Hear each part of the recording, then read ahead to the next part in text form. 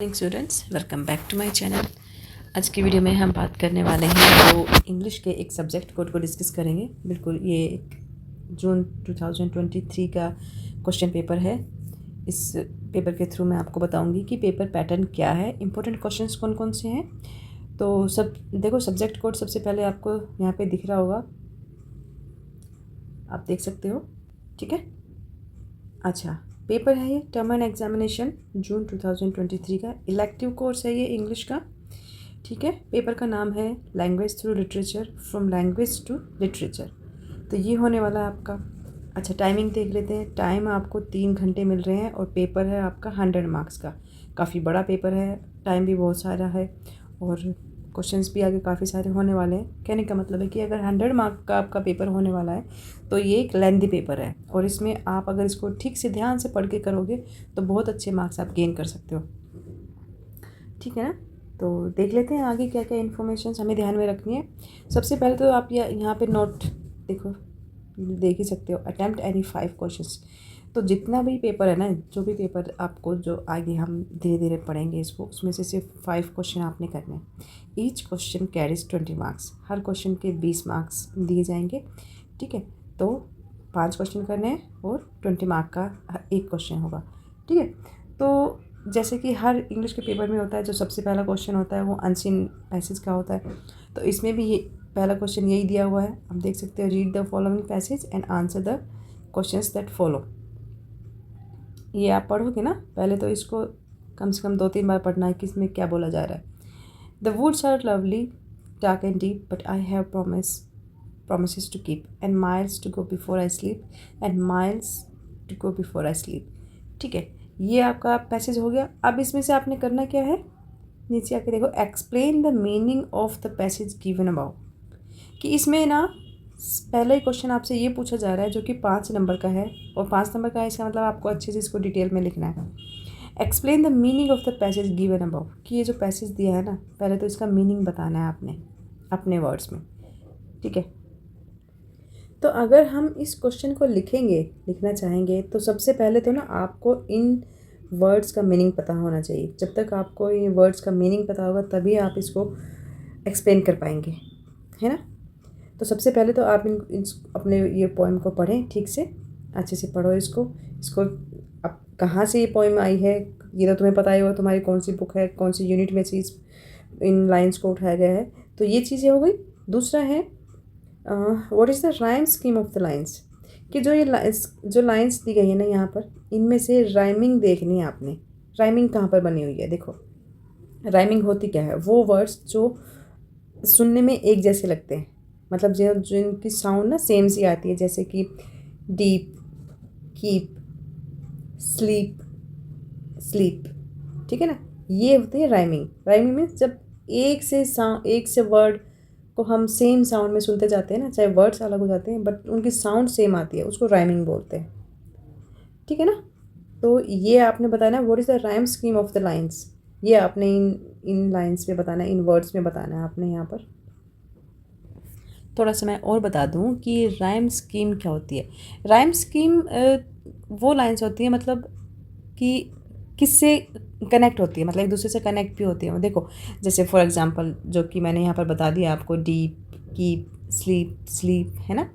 तो कीप के साथ कीप हो गया, ठीक है, डीप के साथ डीप, कीप, स्लीप के साथ स्लीप। तो ये इसका ना एक राइम पैटर्न है, ये चारों एक ही राइम पैटर्न में है। तो इसे कहेंगे हम ए, क्योंकि जब हम बोलते हैं ना इनको, तो ये है क्या, ये सब है क्या, इसका राइम पैटर्न है ये बात आपको याद रखनी चाहिए। जब आपको चारों लाइंस में एक जैसा साउंड सुनाई दे, साउंड तो सुनाई देती है ना, दिखाई नहीं देती।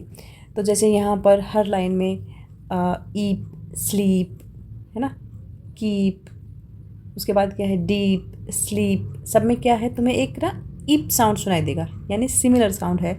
तो इसका राइम पैटर्न क्या बनेगा, ए वाइट, ये वाला हाफ, ठीक है। तो ये रिपीटेशन हो गया। अच्छा, नेक्स्ट देख लेते हैं। इसमें है यस ये वाला क्वेश्चन, आई थिंक ये वाला क्लियर हो गया होगा तुम्हें। ये अब इसको देख लेते हैं। How and why has the poet used repetition, कि इन 4 लाइन्स में जो राइटर है उसने रिपीटेशन पैटर्न को कैसे और क्यों यूज़ किया है, ये बताना है। अब देखो, जो पोएट है उसने रिपीटेशन का यूज़ तो किया ही है पूरे पेपर में नहीं, आई मीन इन लाइन्स में। जैसे हम ऊपर जाएंगे तो यहाँ पर आप देखेंगे तो सब पे रिपीटेशन यूज़ हुई है। कीप, स्लीप, ये सब रिपीटेशन हुई है। रिपीटेशन को अगर आप पूछोगे कि मतलब आपको बताना है कि क्यों यूज़ किया है, तो यहाँ पर ना लिटरेरी डिवाइस जिसको बोलते हैं, लिटरेरी डिवाइस का यूज़ हुआ है। ये आप लोग जानते ही हो क्या होता है।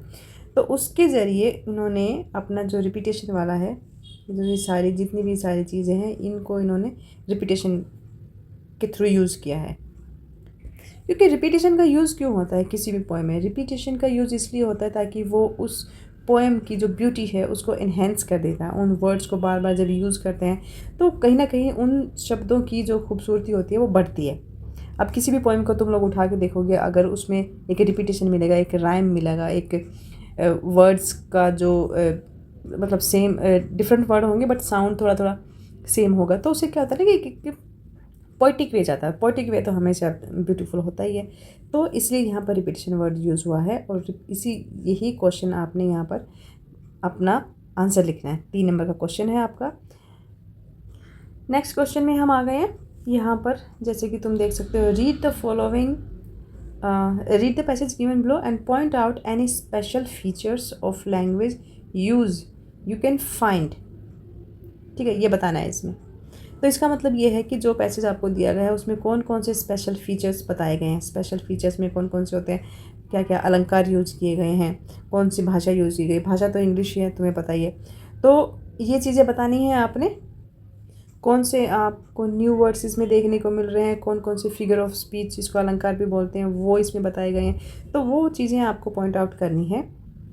फॉर एग्ज़ाम्पल, जैसे कि यहाँ पर आप पहली लाइन में देख सकते हो, टाइगर जो वर्ड्स लिखा हुआ है, इसमें कौन सा फिगर ऑफ स्पीच दिया है? इसमें रिपीटेशन फिगर ऑफ स्पीच दिया गया है।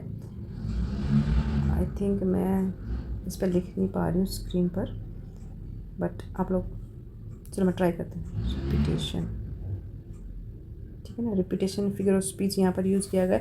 तो इसी तरह से आपने पूरी इसमें यहाँ पर देखना है आपने क्या क्या चीज़ें यूज़ हुई हैं, कौन कौन से न्यू वर्ड्स हैं, उनके मीनिंग क्या है। तो ये आपको ध्यान से थोड़ा सा देखना पड़ेगा, क्योंकि क्वेश्चन ये आपका 10 नंबर का आया हुआ है, तो काफ़ी इसमें अच्छे खासे मार्क्स तुम ले सकते हो। तो इसको ध्यान देना थोड़ा सा, कौन से न्यू वर्ड्स हैं, क्या क्या चीज़ें इसमें यूज़ हुई हैं, वो सब तो आपको देखनी ही पड़ेगी।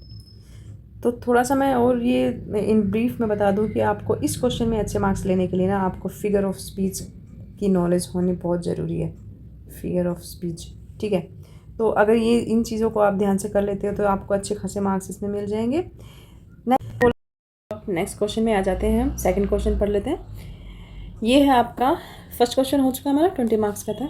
सेकंड देख लेते हैं। Read the following passage and comment on the rhetorical devices used.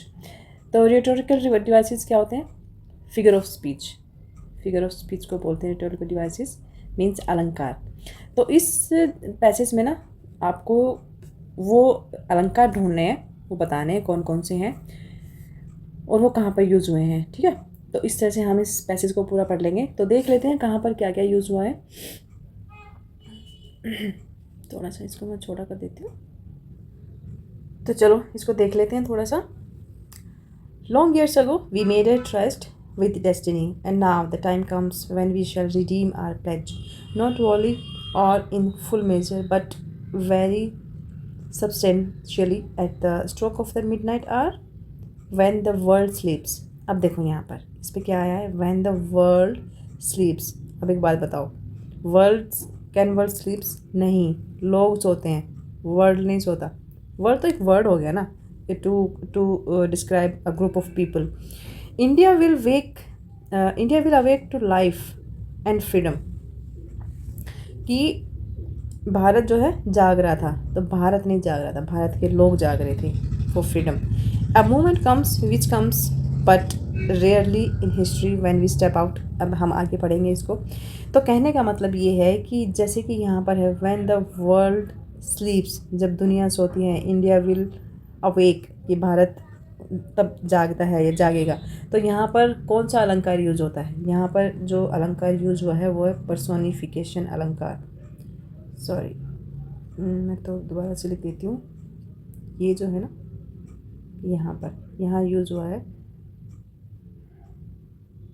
Personification.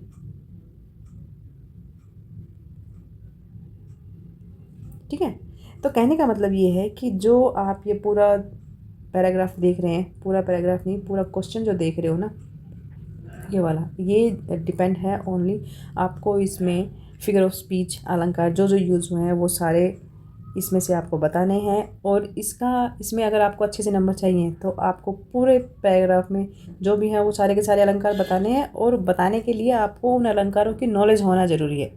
ठीक है, तो इन फिगर ऑफ स्पीच को अच्छे से पढ़ के जाना, क्योंकि इस पर देखो ऑलरेडी यहाँ पे दिया हुआ है कि 10 मार्क का क्वेश्चन है। तो 10 मार्क्स काफ़ी बड़ा ये पैराग्राफ है, ये तुम देख सकते हो, काफ़ी बड़ा यहाँ पर पैराग्राफ दिया हुआ है। तो पूरे को ढंग से पढ़ना, और इसमें जो जो फिगर ऑफ स्पीच पूछी गई हैं वो सब आपको बतानी है। ठीक है, ये देखो, ये 4th पेज पे भी आ गया है। तो ये आपका क्वेश्चन बनता है एक। ठीक है, दूसरा है आपका, ये डी वाला सेक्शन कर लेते हैं। सॉरी, मैंने आपको फिगर ऑफ स्पीच बोल दिया, बट यहाँ पर जो है आपको रियोट्रिकल डिवाइसेस ढूंढने हैं, जिसको हम अलंकार बोलते हैं। तो ये सारा जो है सब आपने इसमें ढूंढ के बताने हैं सारे के सारे। उसके लिए आपको इन चीज़ों की नॉलेज लेके जाना, अच्छे से पढ़ के जाना इसको। तो पहला देख लेते हैं यहाँ पर हम,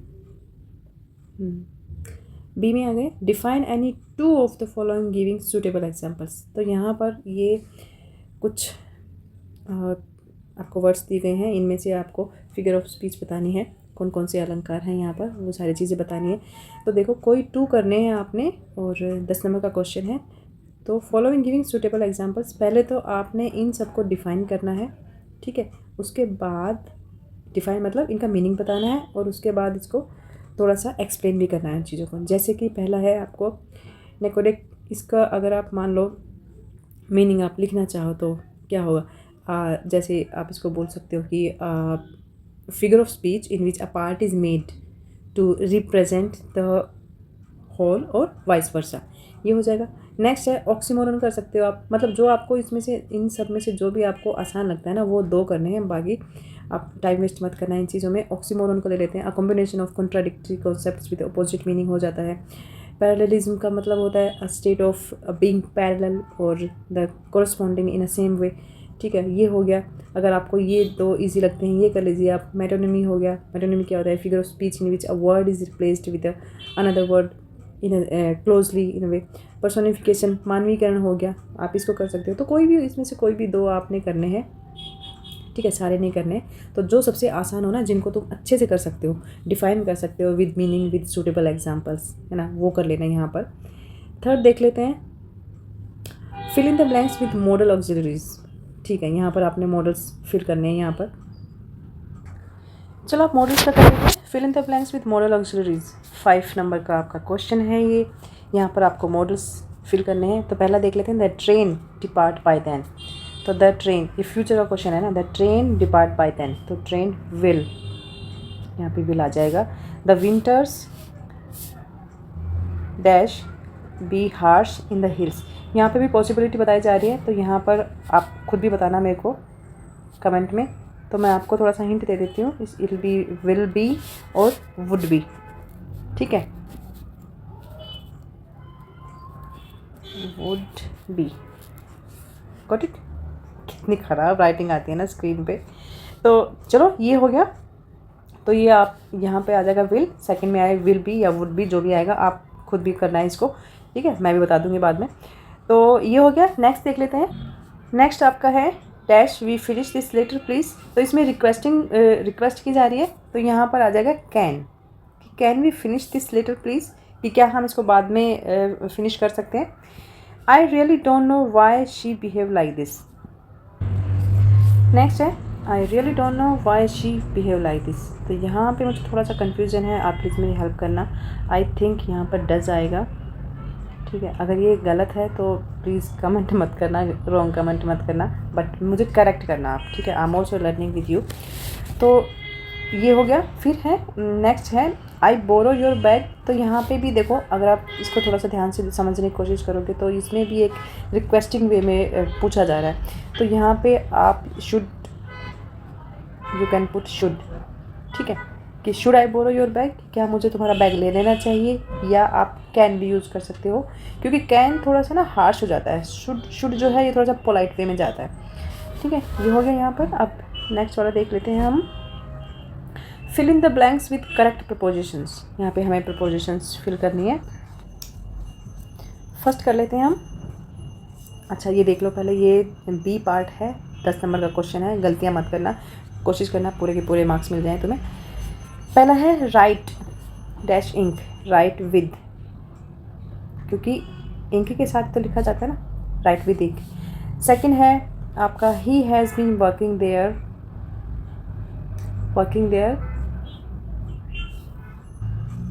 यहाँ पर आ जाएगा सिंस, कि वो वहाँ पर 1998 से काम कर रहे हैं, इसका ये मीनिंग हो गया। थर्ड है ये वाला, this book is what my father, कि ये बुक किसकी है, ये बुक मेरे फादर की है। The dog is sleeping on the table, table के ऊपर सो रहा है। The people fought themselves for,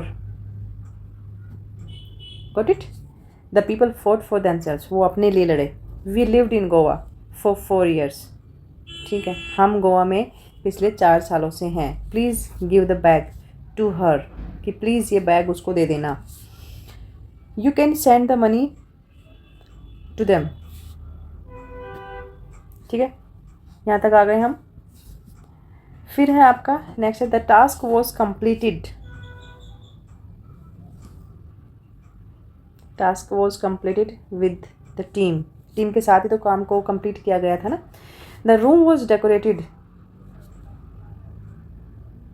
पहले इसको समझो थोड़ा सा। The room was decorated the students, room किसने डेकोरेट किया था, स्टूडेंट्स ने, तो वाया स्टूडेंट्स या with sorry by the students, कि स्टूडेंट्स के द्वारा रूम को डेकोरेट किया गया था।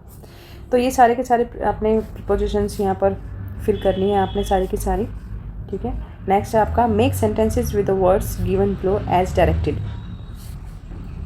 ये वाला, ये 5 नंबर का क्वेश्चन है आपका, ठीक है। ये 5 वर्ड्स दिए गए हैं, इनको आपने इनकी हेल्प से जो है वो सेंटेंस बनाने हैं। रेबल, प्राइज, ईट, स्टेयर, फाइन, तो इन सब के वर्ड्स तो आपको पता ही होगा, सारे इजी हैं, तो आपने इन वर्ड्स की हेल्प से जो है सेंटेंस बनाने हैं। अब जैसे हम ले लेते हैं ईट को, ठीक है, फॉर एग्जांपल ईट, तो ईट को यहाँ पे ना आपने noun, as a noun use करना है। तो मान लो मैं एक छोटा सा एग्जांपल बना के दिखाती हूँ कि ईटिंग, सॉरी, इसका बनाते हैं, eating fruits is a good habit, है ना, कि फ्रूट्स खाना एक अच्छी हैबिट है, ठीक है, ये हो गया। दूसरा, अगर मान लो हम यहाँ पर ये जो आपका स्टेयर दिया हुआ है, stair as a verb use करना है आपने, स्टेयर को आप कैसे इसका सेंटेंस में आप कन्वर्ट करोगे वो देख लेते हैं। तो इसको देख लेते हैं, like she is staring at me, है ना, वो मुझे घूर रही है, ये हो गया। दूसरा है फाइन, आई एम फाइन, इसको तो आप सिंपल सा लिख सकते हो, I am fine, we are fine, everything is fine, आप कुछ भी इस तरह से सेंटेंस बना सकते हो। तो ये ऐसे आपने सेंटेंस बनाने हैं। नेक्स्ट है आपका, make a sentence to perform the following functions. तो यहाँ पे ना आपको कुछ कंडीशंस दी गई हैं, आप देख सकते हो, paying a compliment, scolding a person, apologize to a friend. तो यहाँ पर आपको कुछ जो ये जो कंडीशंस है ये आपने बतानी है और उनको आप उसके सेंटेंस आपने बनाने हैं, ठीक है। तो किस सेंटेंस में क्या कंडीशन है, उस कंडीशन को ध्यान में रखते हुए आपको सेंटेंस बनाने हैं। For example, paying a compliment, compliment क्या होता है, जैसे हम किसी की तारीफ़ करते हैं, पेइंग ए कॉम्प्लीमेंट, किसी की तारीफ़ करना, है ना। जैसे इसको बना लेते हैं, paying a compliment like you are beautiful, you are beautiful, ठीक है ना, ये बन गया। दूसरा है आपका, दूसरा कैसे बनाओगे, स्कोल्डिंग अ पर्सन, किसी इंसान को डांट रहे हो आप, like how rude you are, आप ऐसे लिख सकते हो, हाउ रूड यू आर, है ना।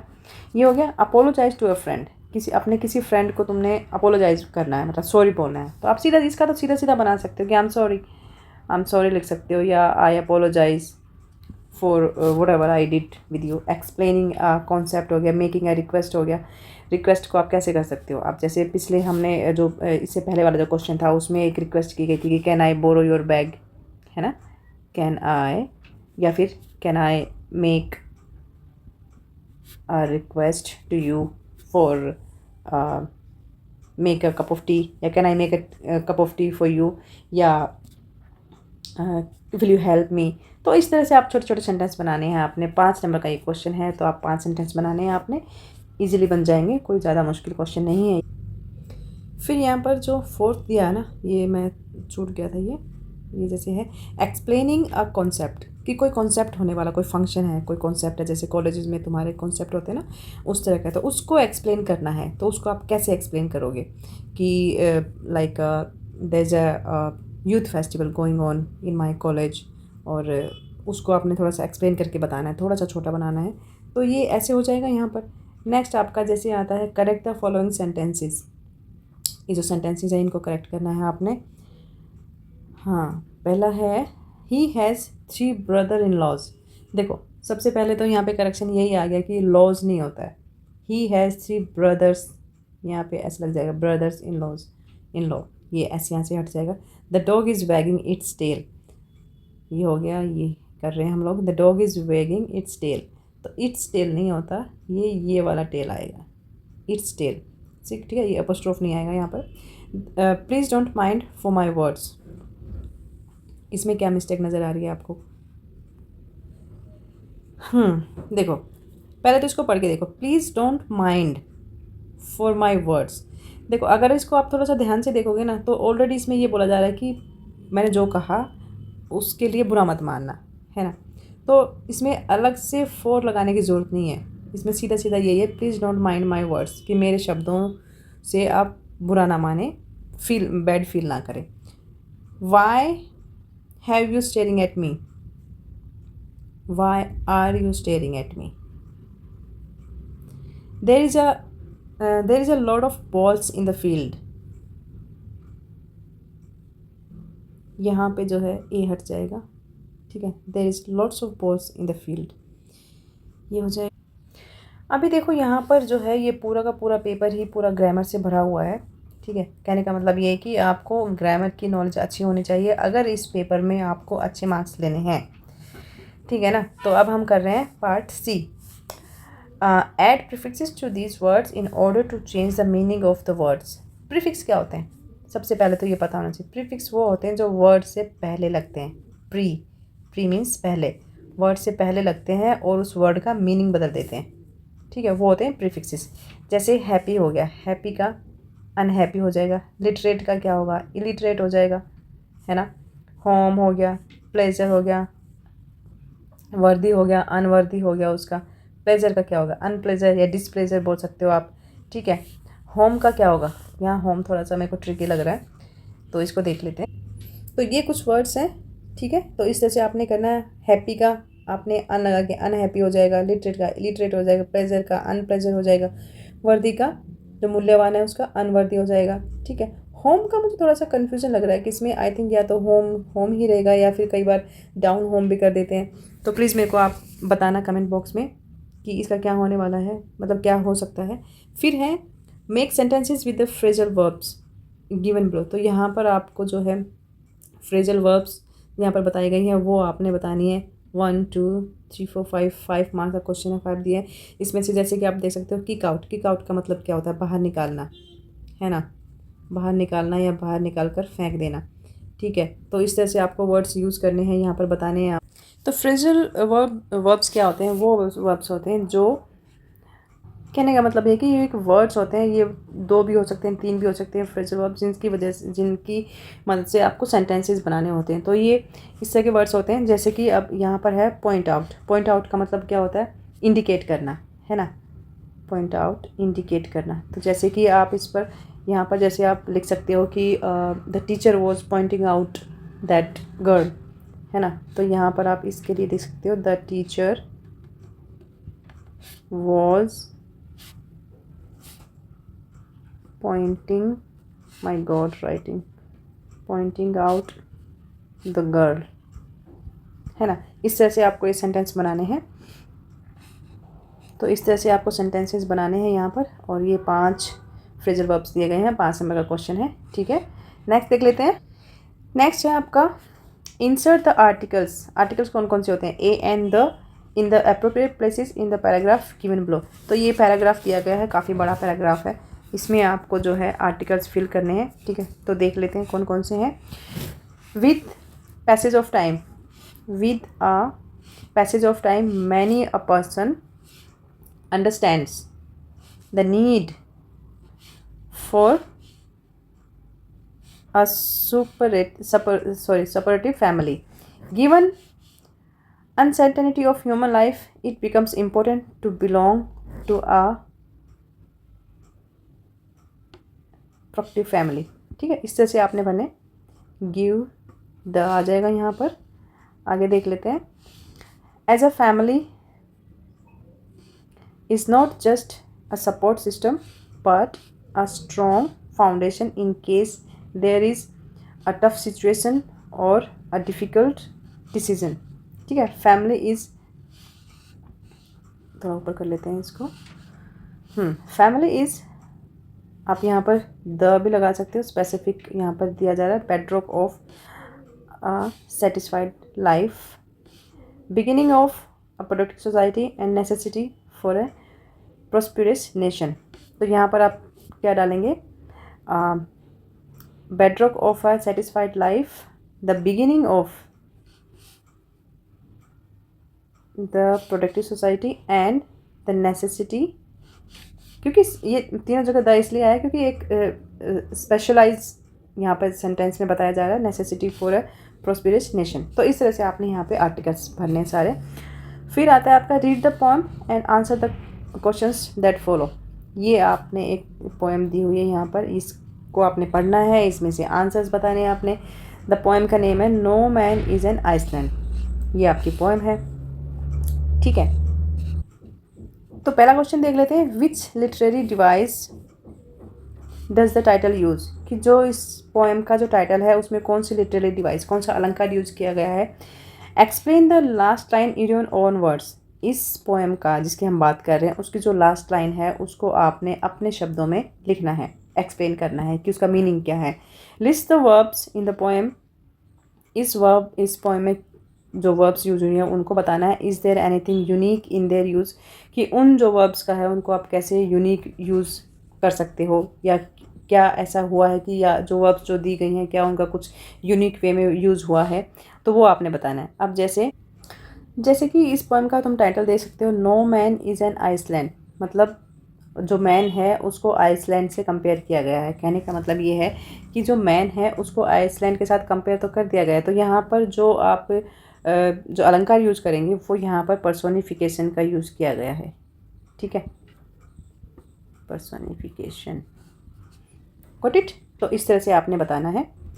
नेक्स्ट क्वेश्चन आता है आपका describe the principles of politeness giving apt examples to explain your points. देखो ये जो क्वेश्चन है ये ग्रामर का क्वेश्चन नहीं है, ये सीधा सीधा आपकी बुक से क्वेश्चन आया हुआ है।